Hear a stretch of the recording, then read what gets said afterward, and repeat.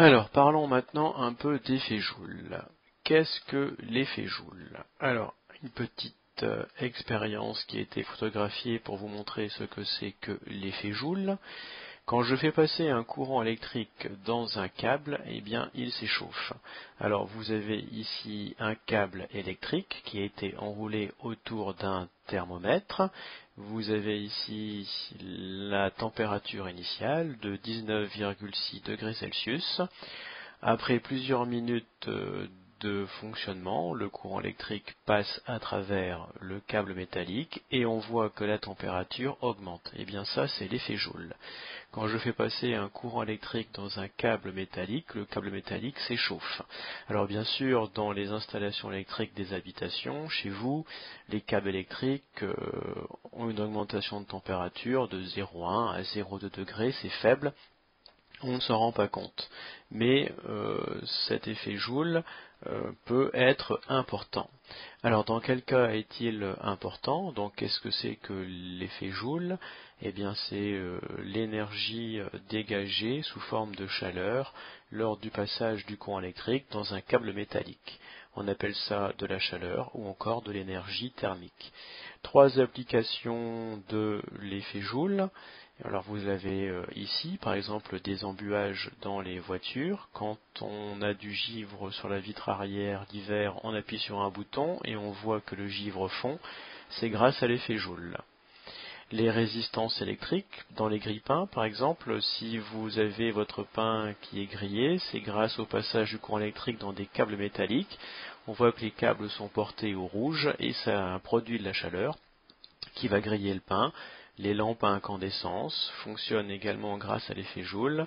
Et vous avez aussi les fusibles qui sont capables de protéger les installations électriques contre les surintensités et les incendies. Alors, qu'est-ce que c'est qu'une surintensité et pourquoi une surintensité peut-elle déclencher un incendie? Tout ça, bien sûr, à cause de l'effet Joule. Alors, vous avez ici, par exemple, un câble qui a été directement relié entre les bornes plus et moins d'un générateur. On voit qu'il est porté au rouge et qu'il est capable de provoquer la combustion d'un bout de bois, donc provoquer un incendie. L'effet Joule peut déclencher un incendie. Comment?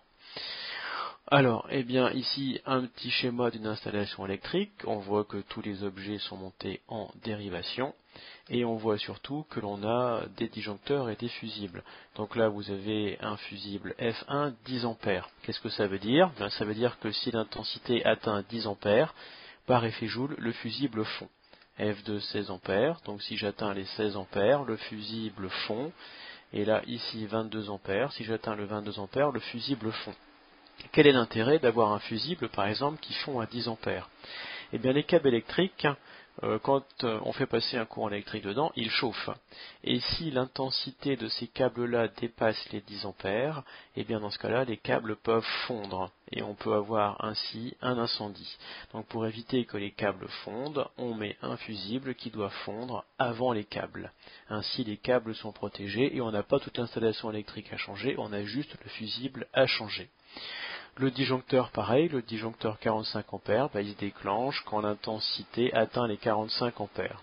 Alors supposons par exemple que je fasse fonctionner en même temps les trois circuits. Donc ici, je demande par exemple 9 ampères aux lampes.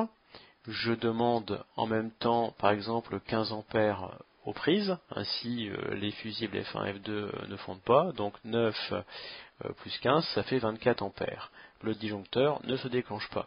Si maintenant, par exemple, je fais fonctionner aussi ma cuisinière électrique, qui demande par exemple 21 ampères, eh bien 9 plus 15, 24, 24 plus 21, 24, 34, je demande 45 ampères, et dans ce cas-là, le disjoncteur va se déclencher.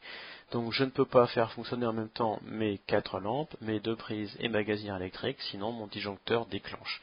Pourquoi il déclenche? Parce qu'il veut protéger le câble principal ici, câble en rouge et câble en bleu, d'une d'éventuelles fontes par effet Joule.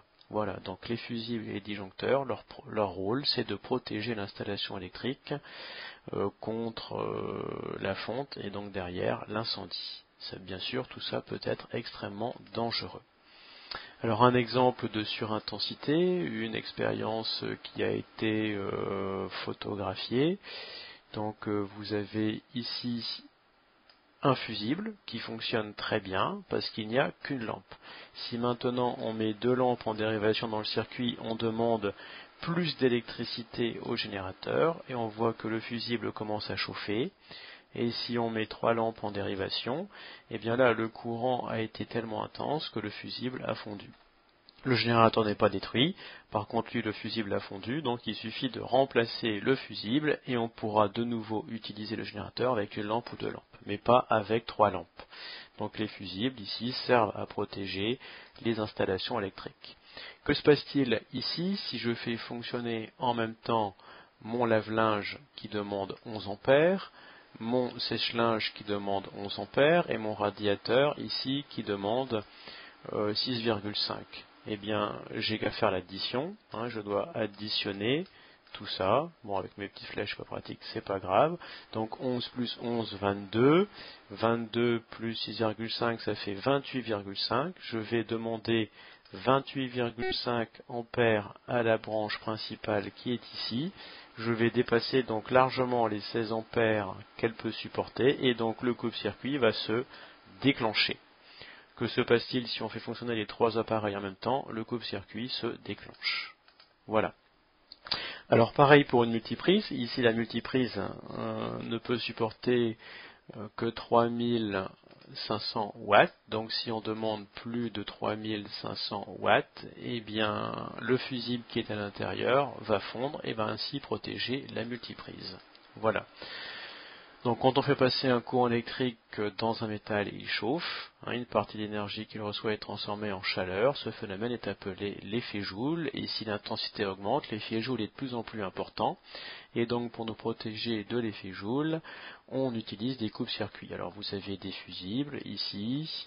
Là c'est une boîte à fusibles en haut, une boîte à disjoncteurs en bas. Ici encore des fusibles. Voilà une explication d'une installation électrique, d'autres fusibles, encore une boîte à fusibles, une boîte à disjoncteurs, etc.